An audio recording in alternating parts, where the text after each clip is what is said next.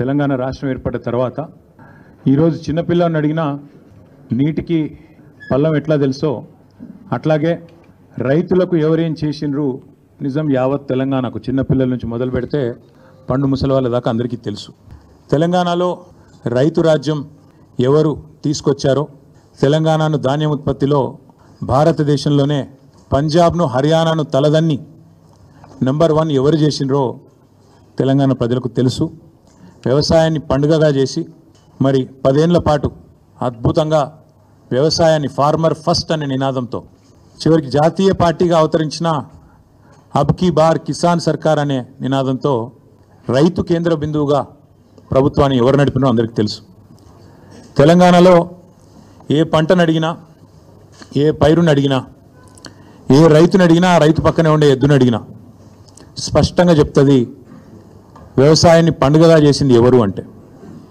కాకపోతే జగమెరిగిన సత్యాన్ని అర్థం చేసుకోలేని వాడిని చవట అంటారు, నిజం తెలిసినా కూడా ఒప్పుకోనని రేవంత్ రెడ్డి అంటారు.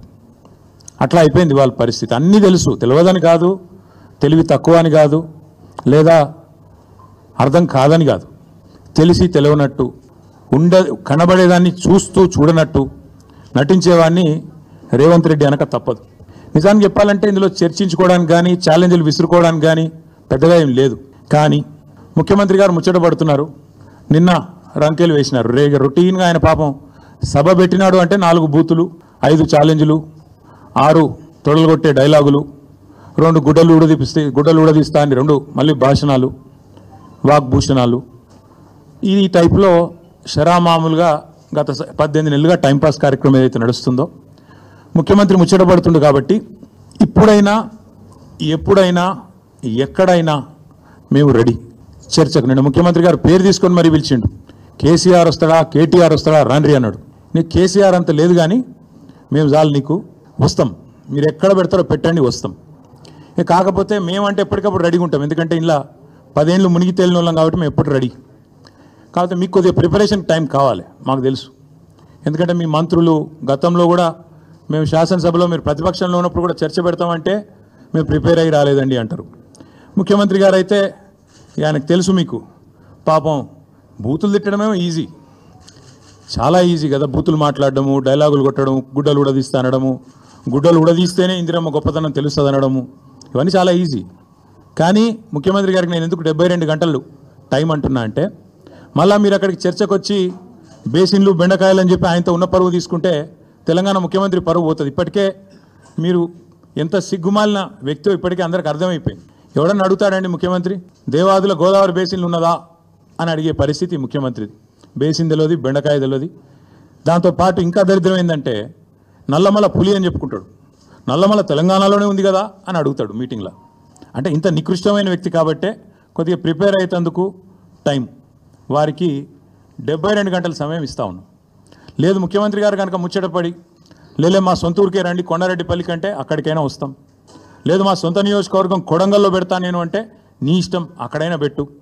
లేదు మా నాయకుడు కేసీఆర్ గారి సొంత ఊరు చింతమడకకు వస్తావా, అక్కడ రెడీగా ఉంటాం. లేదు మా నాయకుడు కేసీఆర్ గారి నియోజకవర్గం గజ్వేలు, అక్కడికి వస్తావా, నీ ఇష్టం. ఊరు నీ ఇష్టం, ప్లేస్ నీ ఇష్టం, సమయం డేటు అన్నీ నీ ఇష్టం. నేను రెడీ, మా పార్టీ తరపున నీ సవాల్ను స్వీకరిస్తూ ఉన్నాం. ఇందులో ముఖ్యమంత్రి గారి తరపున మరి ముఖ్యమంత్రి గారు ఇచ్చిన సవాల్ను పార్టీ తరపున నేను స్వీకరిస్తూ ఉన్నా. వాస్తవాలు చెప్పాలి అంటే దశాబ్దాలుగా దగాబడ్డ తెలంగాణను కేసీఆర్ గారి నాయకత్వంలో ముఖ్యంగా వ్యవసాయము, సాగునీటి రంగంలో ఎట్లాంటి విప్లవం సృష్టించినామో ప్రజలందరికీ ఇప్పటికే వారి అవగాహనలో ఉంది, వారి అవగతంలో ఉంది, వారి అనుభవంలో ఉంది. అయినప్పటికీ కొన్ని విషయాలు గుర్తు చేయాల్సిన బాధ్యత మా మీద ఉన్నది. ఆనాడు సమైక్య రాష్ట్రంలో తెలంగాణను నీళ్ళు ఇవ్వక ఎండబెట్టినారు కాబట్టే, కరెంట్ ఇవ్వక కాల్చక తిన్నారు కాబట్టే తెలంగాణ ఉద్యమం పుట్టింది. నీళ్లు, నిధులు, నియామకాలు అనే ఒక నినాదంతో ఆనాడు మేము ఉద్యమాన్ని నడిపాం. ఈరోజు ముఖ్యమంత్రి గారు కూడా అదే నినాదంతో పనిచేస్తున్నారు. నీళ్ళేమో ఆంధ్రాకు పంచుతున్నారు, ఆంధ్రాకు పంపుతున్నారు, బనకచెర్ల పేరిట, ఇంకో పేరిట. నిధులేమో ఢిల్లీకి పంపుతున్నారు.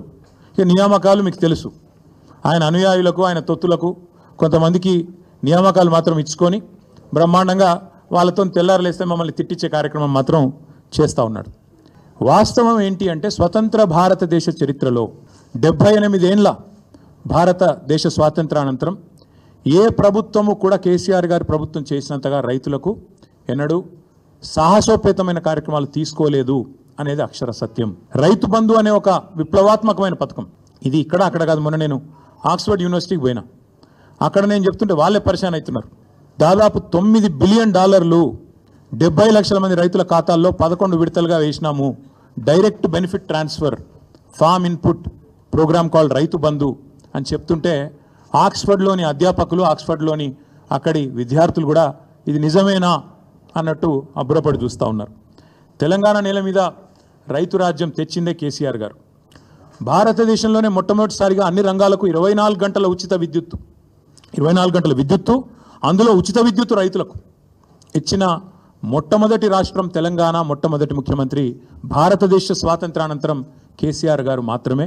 ఇది నువ్వు అవునన్నా కాదన్నా గింజుకున్నా గిలగిల కొట్టుకున్నా రేవంత్ రెడ్డి గారు, ఇది వాస్తవం నిలిచిపోతుంది.